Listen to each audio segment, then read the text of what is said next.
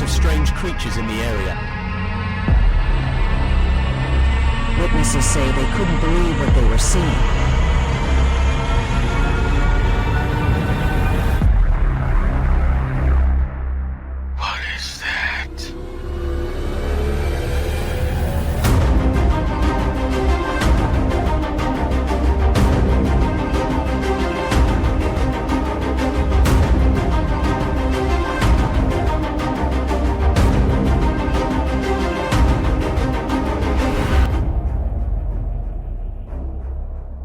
Welcome, beloved fofers, doubters, naysayers, non-believers, and skeptics. Welcome to Paranormal Fable or Fact.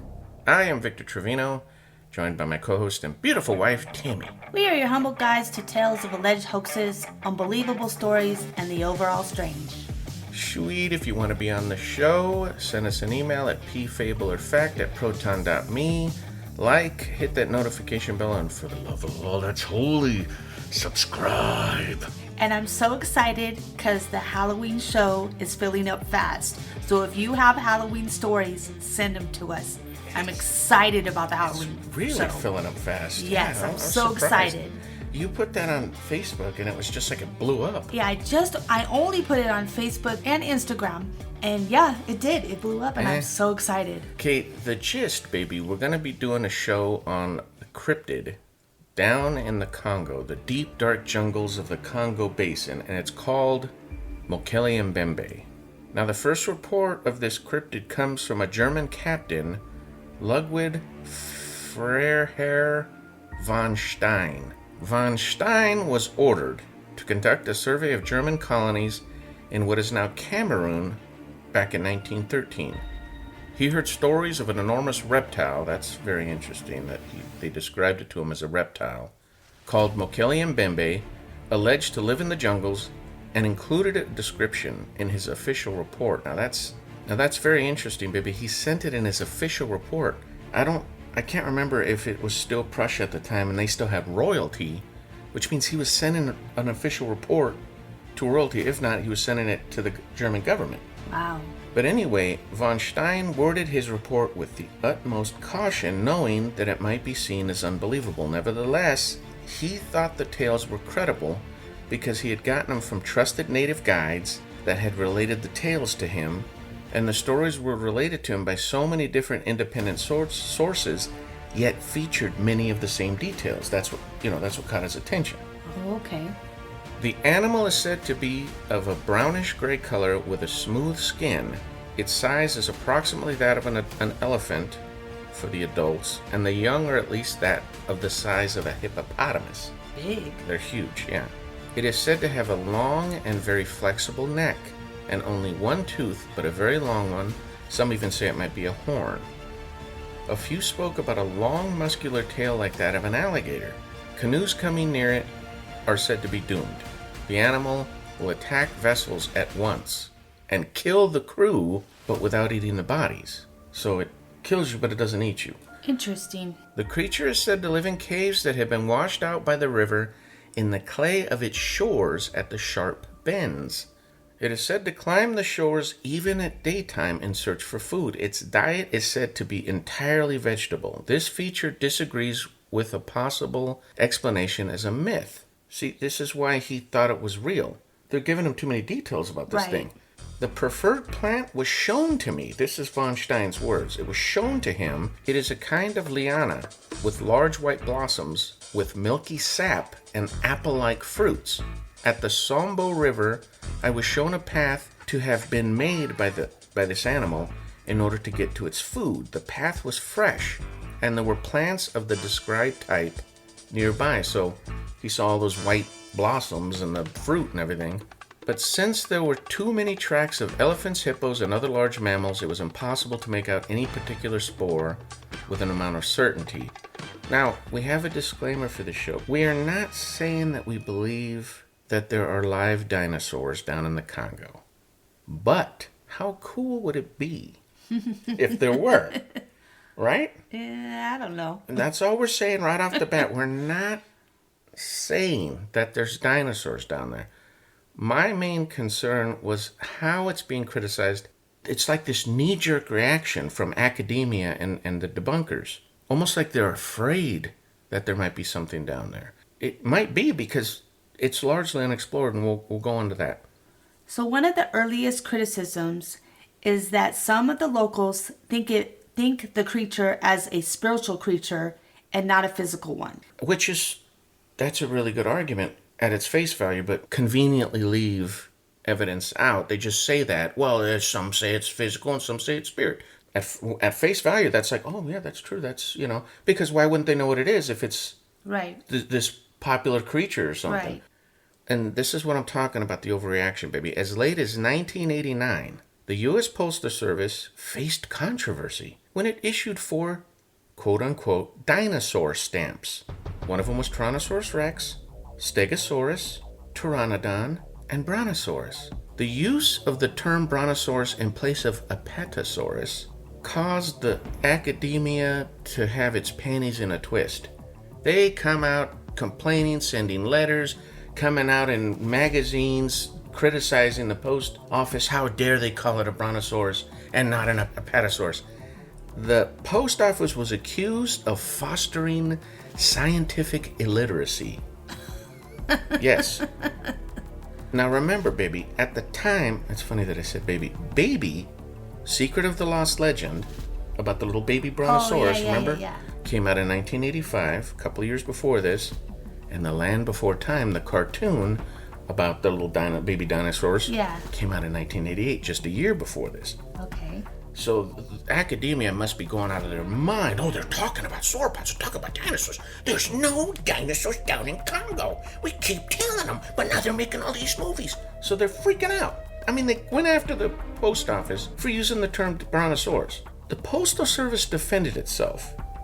And it's in Postal Bulletin 2174-2, for anybody that wants to look it up, by basically saying, although now recognized by the scientific community as Apatosaurus, the name Brontosaurus was used for the stamp because it's more familiar to the general public.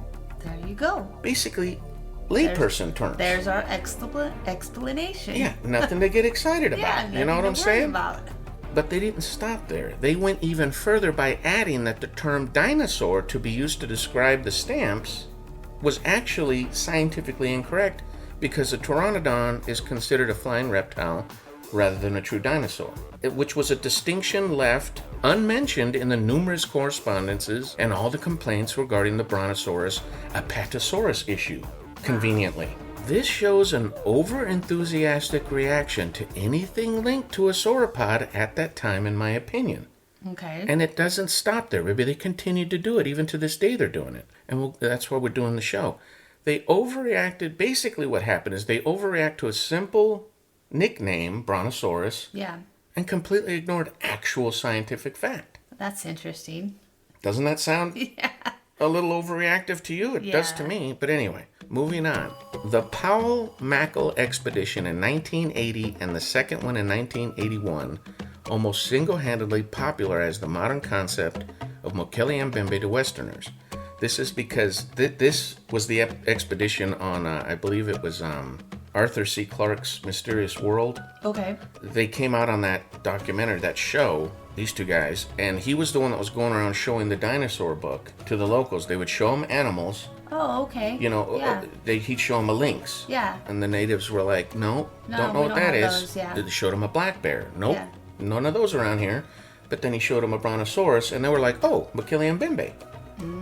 So they were like all excited. Oh, look at that. They're Yeah. So here come the debunkers. Yeah. We cannot have that, baby. Yeah. Can't have them asking the locals, those dumb locals, what do they know, right? Yeah. So here come the debunkers. Mackall's training was in virology. So he was a scientist, but he was a virologist. He studied viruses. Oh, okay. So the criticism was he wasn't qualified to look for a large exotic creature because he's not a biologist, right? Now, at first I was thinking about that and I'm like, well, that's a decent criticism. But then as I thought about it more, I'm like, and then I started thinking even further, baby, who truly is qualified to look for a living dinosaur?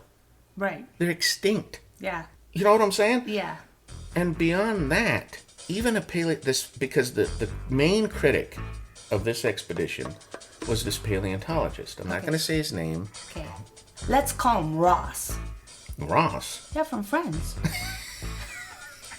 Ross. He was a how do you say it? Paintiologist? Maybe paleontologist. Oh, paleontologist. Why can't you speak English? Okay. It's one guy doing all these criticisms. Just keep that in mind. But these aren't the only criticisms. These are just the ones put to the forefront by our buddies over at Skeptics R Us, obviously, because otherwise, what a moronic criticism. Okay. Oh, he's not qualified to go look for it. Well, who is? And furthermore, baby, I started thinking about it. There's hunters all over the world that go out looking for large animals that aren't scientists. Yeah. They harvest moose, bear, deer, elk.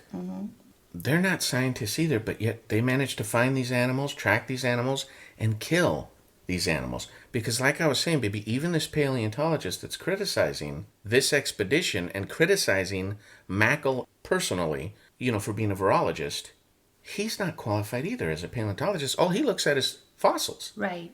Right? He doesn't know what it sounds like. Right. He doesn't know what exactly. what it looks like. He doesn't know the coloration, what it smells like, what its feces looks like. Right. I mean, unless they found fossilized stuff, but most likely no. Yeah. They don't know anything about it, so even he's not qualified. Right. Because even hunters are experts on that. They're experts on the scat, the smell of the animals, everything. Just from field experience, baby, you can find these animals. So the idea that you have to be a biologist that specializes in exotic animals that's a little... is absolutely asinine. It's arrogant. Well, anyway, moving on. This is the next criticism, because this paleontologist wasn't done, baby. He didn't like Mokele for some reason. Or, like I said, that knee-jerk overreaction to anybody talking about this. Yeah. Mokele seemed, this is his basic quote. Mokele seemed to uncritically accept eyewitness statements without considering the possibility people might just lie or exaggerate for financial gain, for attention, or just to impress an American visitor. Furthermore, Mokele was dismissive of Africans who denied knowledge of Mokele-Mbembe or who asserted the creature did not exist. Now, again, baby, number one, how does he know? He wasn't there. Yeah. And I remember watching the documentary, baby. There were people saying, "Oh, I don't believe in that." So how is he being, dismissive of them? Yeah. If he's putting them on camera and letting them talk. Yeah. Furthermore, baby, the argument that they might lie for financial gain or try to impress Americans. How about the locals lying to this American because they don't want the American to go out there and look for this thing? Exactly. We were talking about that earlier today because we were talking about if you had like a haunted house or something and it got public, you wouldn't want everybody visiting. Trouncing all over it. Yeah, we were watching the Amityville Horror thing. You want you to stay off of your property, so you don't want to talk about it. Plus, remember, some of them look at it as a river guardian. Right. Spirit river guardian. So they don't so want it could these... be a spiritual thing too. Right. Yeah. They don't want these Americans going out there and disturbing it or even possibly killing one. Right. So what kind of a criticism is that? Yeah, Again, that's not a it's good one. petty, it's weak, and it's nonsensical. It's weak. The other part of the expedition, baby, not Mokele, because remember, Mokele's the virologist. Henry Powell of the Powell-Mokele expedition was an explorer. He was a professional explorer, but I guess he wasn't qualified to search for the creature either, since he's not a scientist. But he's an explorer. Right, okay. It's my sarcasm. It's safe to say that a significant portion, we're talking about the Congo Basin in general, but a significant portion of the Congo River, the actual river, remains unexplored, baby. The Congo River Basin, particularly the rainforest within it, are vast and challenging as far as environments go. And while the main river channel has been mapped and navigated, much of the surrounding areas, including a lot of its tributaries and dense forests, are still considered relatively unexplored. Relatively, no, it's pretty much just wild out there. Ain't that something? Mm-hmm. Ain't that something? As 2025, as modern as we are, there are parts in the world that are not discovered. And they're making no attempt to go down there because it's dangerous. Yeah. The river itself has swift currents, deep sections, and it is prone to flooding, making navigation difficult. It's a massive river, baby. At its deepest depth, the Congo River was measured to be 220 meters? Yeah. Or 720 feet deep. 720 feet deep. Wow. Baby. That's deeper than some lakes. Heck no. Can you imagine the volume of water moving through there? Oh yeah, it's dangerous. So the idea that an unknown aquatic species could exist in that river, and it's heavily rains through there, so it's always really dark, covered with sediment in most of the areas of the river there. The water's really cloudy. You can't see into it. You know what I mean? It's not crystal clear, calm. Would you swim in it? No. 700 feet deep? Heck no. Gives me the heebie-jeebies. The area is home to various dangerous animals, poisonous insects, and reptiles, adding challenges to the exploration. Basically, like I said, it's dangerous. Yeah. You can't just go waltzing in there with a fruit basket, you know what I'm saying? And decide, I'm going to go pick some fruit. No. Well, you won't come back. Right. The river is 700. Of course, it's going to have the most dangerous animals and the most dangerous snakes and insects because they got to survive. Right. There's probably spiders as big as your head. Maybe, who knows? And mosquitoes probably as big as your interesting fist. that you say that, baby, because there's another cryptid in that area that are supposed to be giant spiders. So, oh heck no! Interesting that you mentioned that. Oh, that's giving me the Actually, chills. I might do a show on that. But moving on. Okay.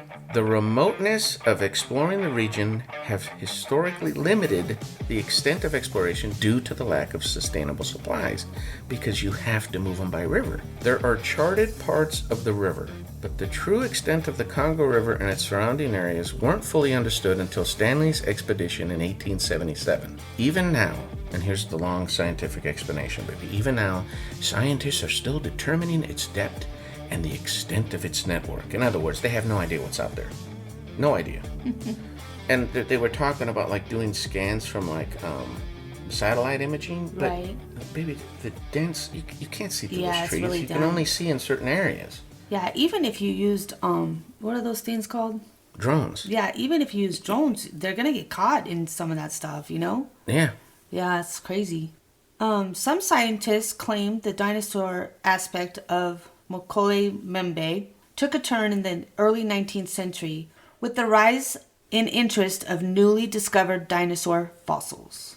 So basically, in the early 19th century and the 1800s, baby, that's when, fossils were being dug up. Dinosaurs were just everywhere. Yeah. Everybody loves dinosaurs. Who doesn't love dinosaurs?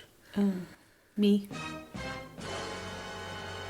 You don't like dinosaurs? I don't really care for Jurassic Park. I don't really care for dinosaurs. I didn't like Lost in Time. I didn't like that show that we had when we were kids.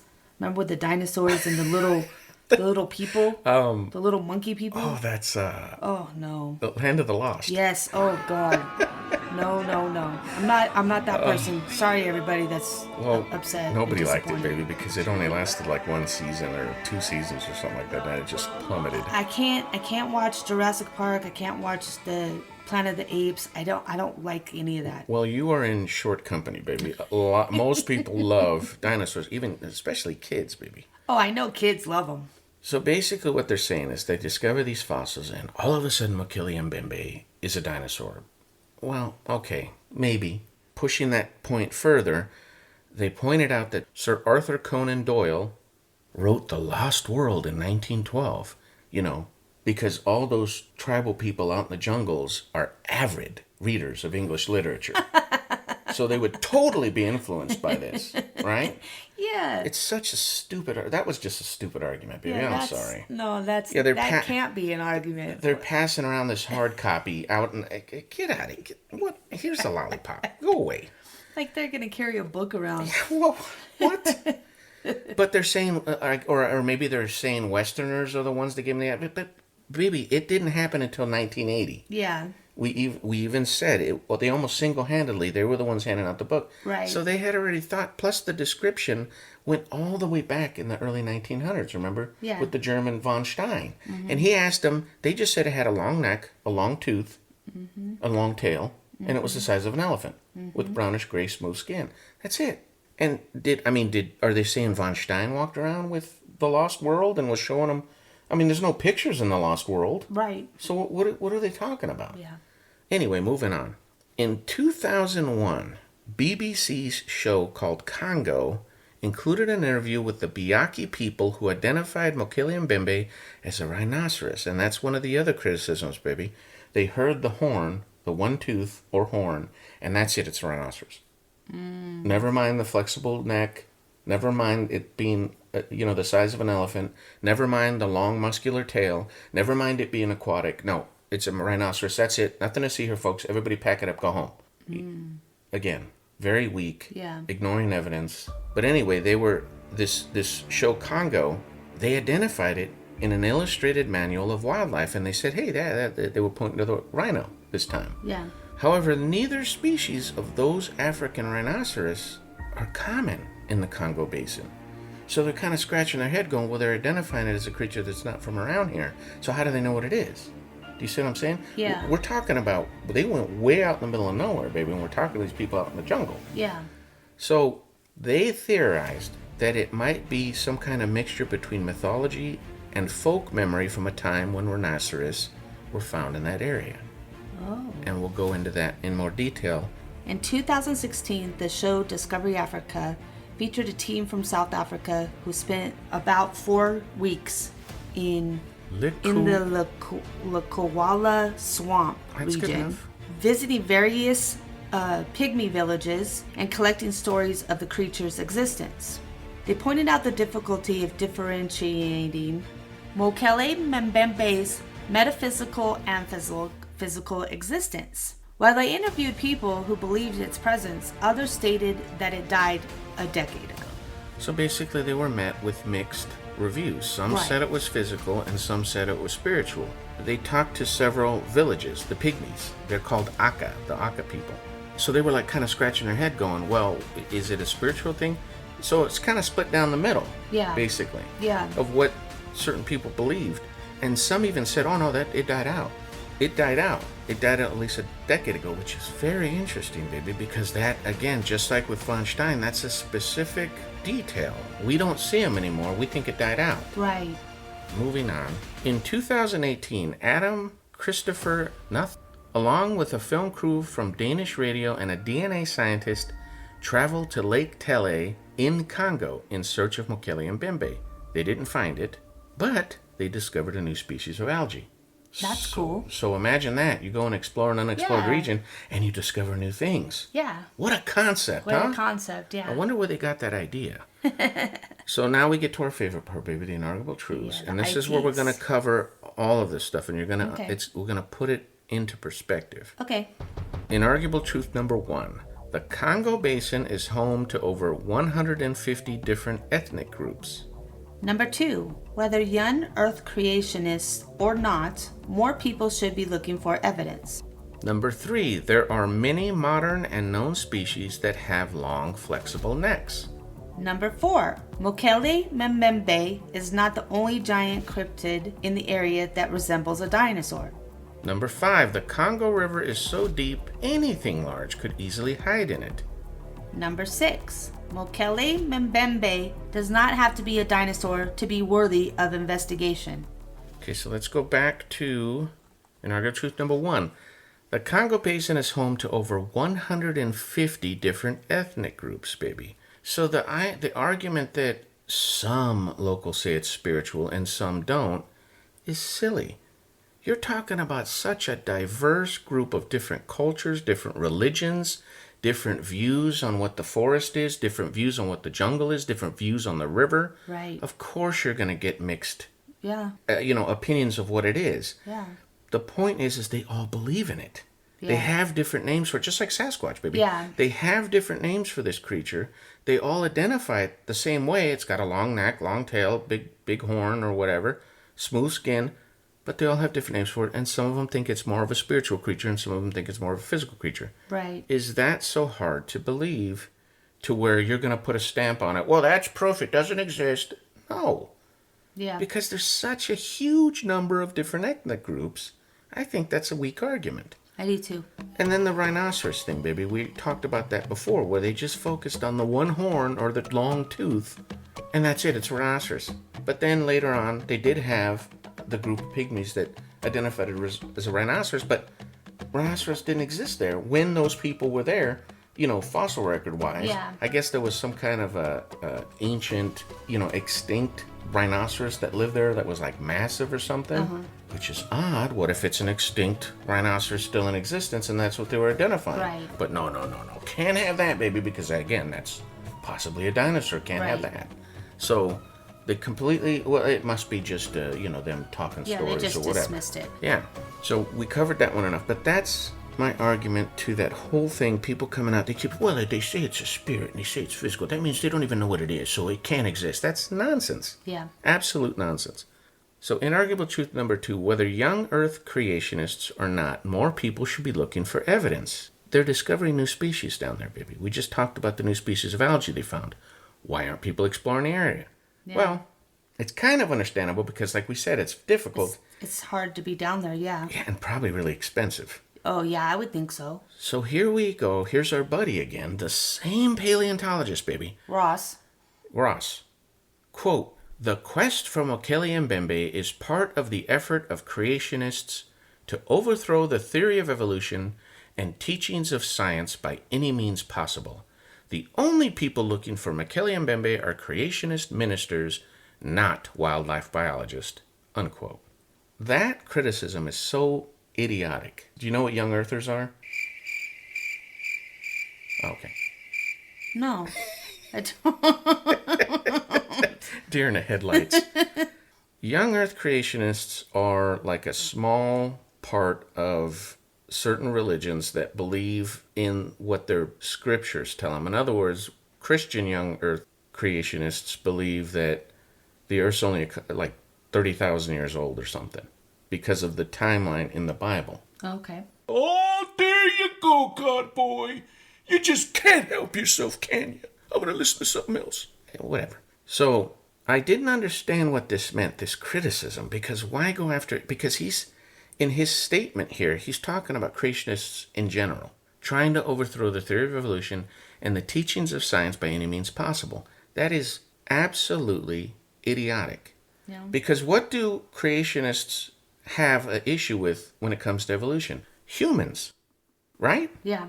That's the only issue that creationists have with evolution. When it comes to animals and stuff like that, you can see the evolution in the change of beaks, animals that have weird, have weird adaptations and stuff to their environments and stuff. We know evolution exists. The only issue creationists have with evolution is human evolution. Right. This idea that we came from monkeys. Right. That's the issue. And it's still a theory because it's never been proven. No matter how much they try to say, blue in the face, oh, no, we have evidence. No, they don't. It's why it's still called the theory of evolution. All they're not worried about the animals. We don't care about dinosaurs. Yeah. How is that an attempt to overthrow the theory of evolution? So his arguments were so asinine, baby, because we're talking about the same Ross. Yeah, Ross. That I actually looked him up. He's a paleontologist and a member of Skeptics R Us. Our buddies over there at DEBUNKERS 101. Sounds about right. No wonder his arguments are so prominent, even though they're so idiotic. In other words, they were pushed to the forefront because he's a member of this, of the society. He's backed. He's with the in crowd. He's with they. Yeah, he's with they. Now, he specializes in mammalian paleontology, so I guess he isn't qualified to look for Mokele-Mbembe either. Exactly. No, he's not qualified. And so moving on, inarguable truth number 3, there are many modern known species that have long, flexible necks. I don't understand why they want to ignore that fact just because it might resemble a sauropod, baby. Heron. Yeah, giraffe. Swan. Camel. Ostriches. Gazelles. Geese. Llamas. Pacu. Turtles. There's all kinds of species today that have long, flexible necks. Why is it so hard to accept that this thing might be an unknown species? I mean, again, not talking about dinosaurs, baby. I'm talking about something that's weird. Yeah. And we'll go more into detail in the because they said it doesn't exist. Right. What are they afraid of? Why are they so resistant to it? Why are they so highly critical of anybody that's looking for this thing? It's like I said at the beginning of the show, baby. It's almost like they're afraid there might be something down there that they don't know about. Don't be scared, Ross. They're all scared. See, that's what I don't understand. Scientists, part of their job or whatever is to discover, right? Mm-hmm. So why would you not be excited to discover something new? And they already know that they discovered a new species of algae down there just a couple of years ago, just like 10 years ago. So where's the motivation, man? Get down there. So they don't want to look for it, but they want to criticize anybody that does look for it. Yeah, that doesn't make any sense. It's ass backwards. Yeah. Is basically what it Yeah, is. it doesn't make any sense. Moving on, inarguable truth number 4, baby. Mokele-Mbembe is not the only giant cryptid in the area that resembles a dinosaur. A notable example is Amela-Natoka, an elephant-sized creature that shares a lot of similarities with Mokele-Mbembe. It is described as having smooth skin, a strong muscular tail, and a horn or tooth, which could be a ceratopsin, basically like a triceratops or a Strachiosaurus. Oh, yeah. You know what I'm talking about? They identified that also in the dinosaur books. Oh yeah, that's Amela-Natoka.